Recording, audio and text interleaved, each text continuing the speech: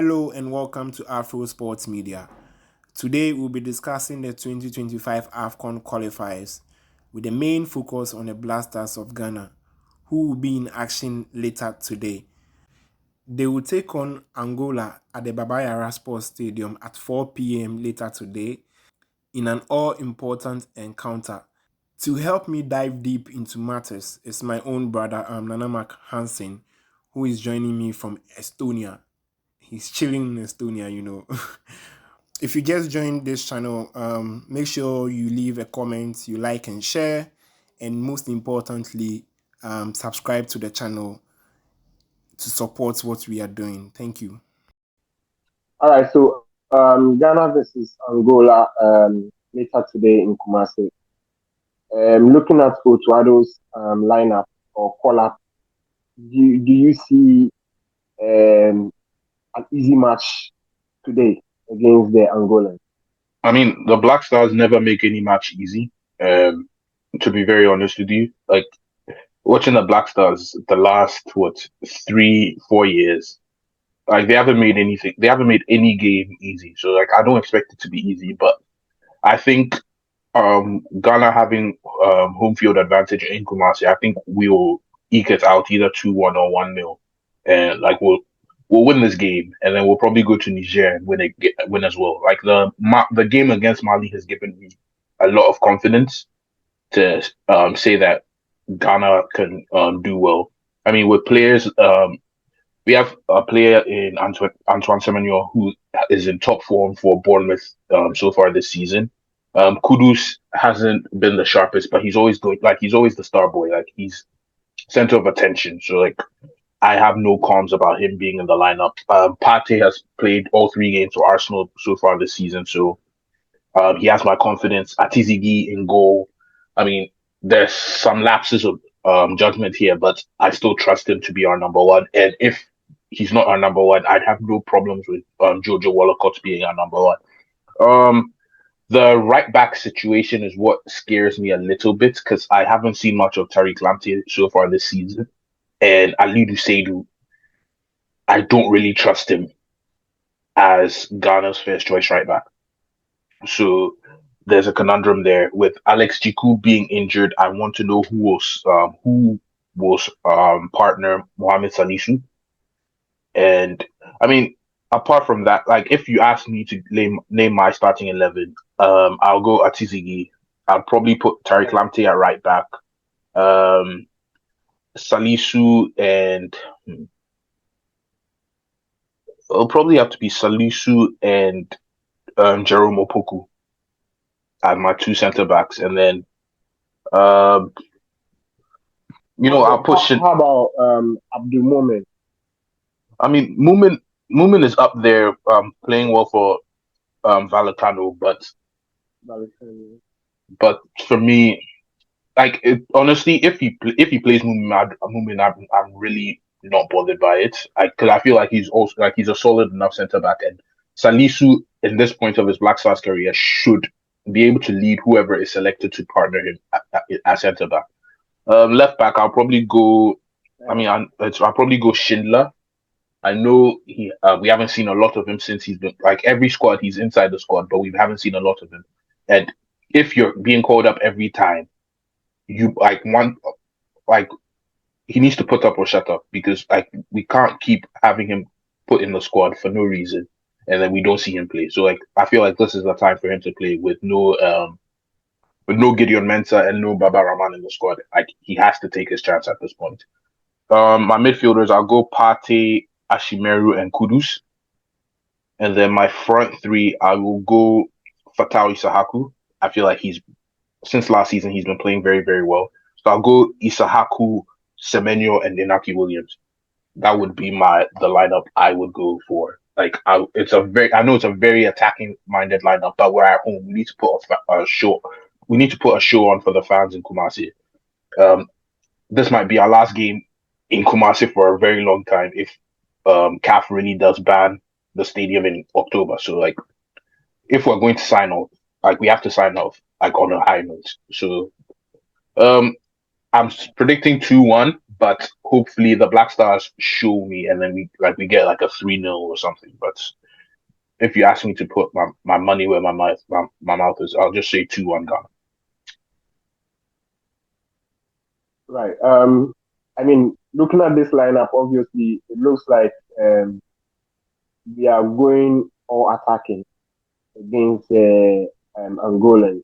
But how well do you know the Angolans, and do you think they pose any threat? Looking at their performance, especially at the AFCON few months ago. Not even looking at the performance at the AFCON, looking at their performance at the COSAFA Cup, which is the Southern African regional tournament. They're the current holders of that competition. So like they're obviously a very good side, but the teams in the COSAFA region are not that strong. Like if we're comparing them to the teams in the West African region, like the Wafu, especially Wafu Zone B, where you have Nigeria, you have Ivory Coast, you have big hitters. Like in COSAFA, the other two biggest teams currently in COSAFA are probably Comoros and South Africa. And if those are if that's the level of competition you're beating, I feel like if the Black Stars have their A game, we should do well with them. But honestly, they're not like there's no longer any weak sides in African football because right now, whoever you play, everybody wants to qualify for the big tournaments, whether it's World Cup, AFCON, um, like everyone wants to qualify because they realize that, like you can know, like bro, there's anybody can score anybody, like the MTN FA Cup slogan is. Ubia. Nobody is anybody. The agenda boy, you. Okay. But yeah, the looking at the Black Stars team itself, obviously Andrea, you won't be available once again. He should honestly, you Do you if think you are coming to ask Thomas? if you are coming to ask me about Andrea, you know my views on it already. He's been a great servant to Ghana. No, No. He's been a great servant to Ghana. Like we appreciate everything he's done. In moments we couldn't score goals, I remember Andrea, you would put us on his back and deliver. But since the 2022 World Cup, that penalty miss against Uruguay, he should have taken a step back and looked at it instead of making excuses. He should have taken a step back, looked at it critically, and been like, I've served my country well. Like, and if he had announced his retirement as soon as that tournament was over, Ghanaians would have had no qualms with him. But you trying to fight for the Black Stars jersey for the last 2 years, it doesn't make any sense because if you watched him in the AFCON, man was on the field and he was a passenger. Yeah. Why? Yes, you're the captain, but when Asamoah Gyan was captain and people saw he was a passenger, you and your father were the leading people telling him to step aside and let the youth reign. Right now, that is the shoes on the other foot. You don't want to let the young guns reign. Like, please, let's be sensible here. I wish he would just retire right now. The coach has left you out of his last two squads. And because it puts the coach in a very uncomfortable situation because you're still technically Black Stars captain, Right. but every time he's leaving you out of the squad, you're putting the coach in a very precarious situation because it's like, because every time I know Ghanaian journalists in the presser every time until he announces his retirement, if he's left out of the squad, they will ask, why is Andre not in the squad? And it's very frustrating because the manager just needs to focus on the players he's called to come into training camp, get them ready for the two matches they're going to play, and send them off.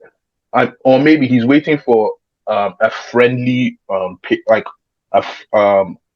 international break where we play friendlies, where coach will call him and then he'll do his sign off. But to be very honest, a player of his caliber and what he's done for Ghana, he doesn't need to put himself through this. Like, he should just retire. We've seen so many legends retire in the last couple of months. We've seen Suarez retire internationally. We've seen Manuel Neuer retire internationally. We've seen countless players around his age group retire internationally. And it's very sad for me personally. Like, I really, really, really appreciate everything Andre has done for Ghana. But the way he's going there, Me, I won't lie. Since even before the 2022 World Cup, there were questions. After the penalty miss, he should have just humbly stepped aside. But it's unfortunate that in 2024, we're still having Andre Ayew conversations. Right. But then looking at Thomas Partey's leadership quality beyond Andre Ayew, what should we look or expect from him going forward?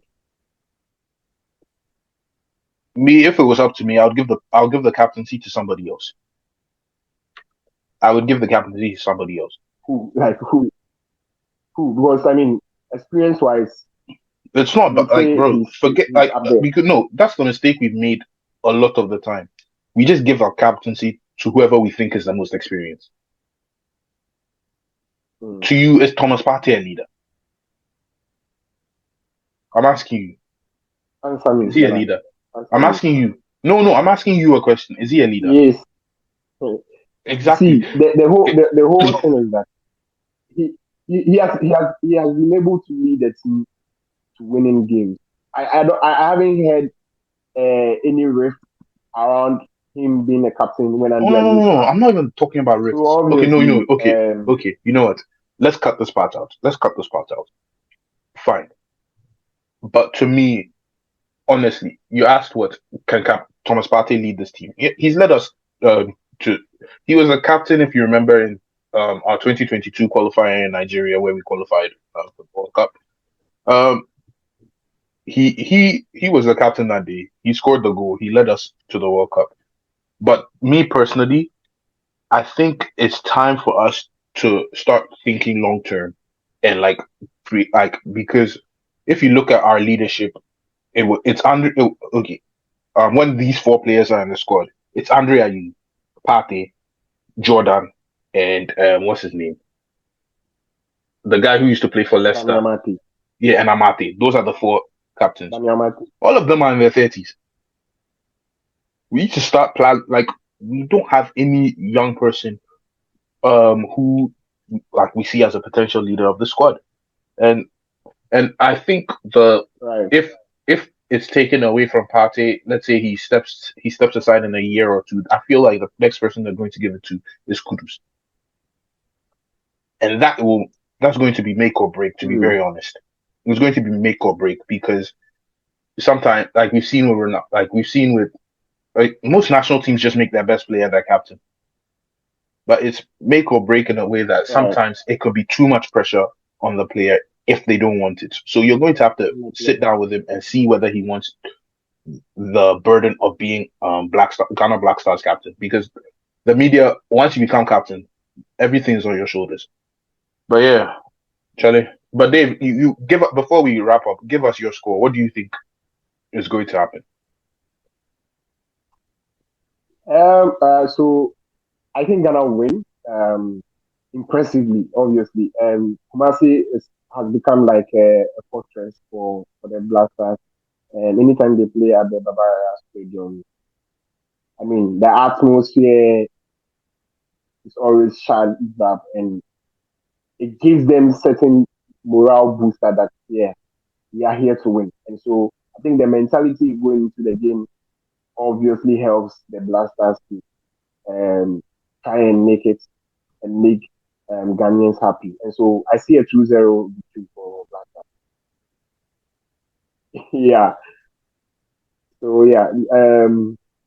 Beyond that, I believe that going to Niger as well, they only have one job, and that is to win.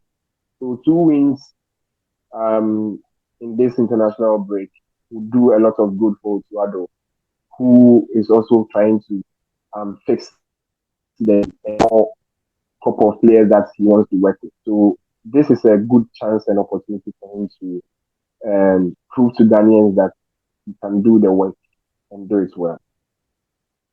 I mean, honestly, if we win both games, it'll put us top of the group and it'll make our lives very, very comfortable for the rest of the wait, this is AFCON qualifiers actually. Shit.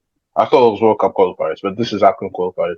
But I feel like if we top the group, Sudan finished second, Ghanaians will be happy because it means we go through and Kwesi Appiah also takes the Sudanese side through. So we can't wait to see what happens. But we did here. Here we did. Okay, so quick one. I would want us to add what's the name? Kwesi Appiah's Sudan to the conversation. They're doing the Lord's work for me. As long as they scored Niger, it shows me that we should be fine against Niger on Monday. But honestly, Kwesi Appiah has done a very remarkable job at Sudan since he took over. Like when he took the job, I remember a lot of people like, this guy has really fallen off from Black Stars power. Now you're going to coach the Sudanese national team. Like, what players do they have? And he's shown that if you go in as a coach with a good system, a good plan for what you're going to do, you can succeed. Because there's a lot of people who criticize his like when they criticized him in Ghana, I was part. The 2019 AFCON was a disgrace, but we've seen that it wasn't just him that caused the problems in 2019. The system was rotten, and it starts from the top. FA president, Black Star, the head of the Black Stars committee. Like everybody needs to take a share of the blame because we haven't seen the Black Stars be good since we made the semi-final of AFCON in 2017. We've fallen off the last 7 years. We haven't made it out of the group stage in the last 2 AFCONs.